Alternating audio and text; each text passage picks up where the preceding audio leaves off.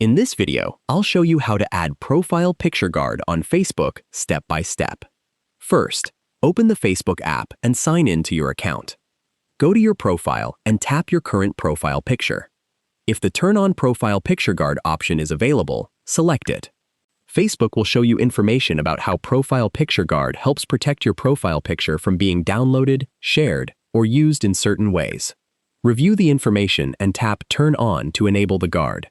You should then see a blue shield around your profile picture, indicating that the protection is active.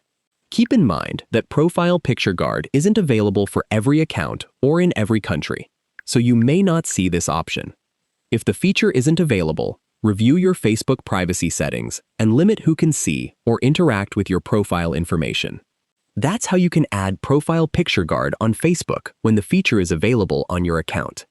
If you found this video helpful, please like the video, subscribe to the channel, and turn on notifications for more easy Facebook tutorials. Thanks for watching.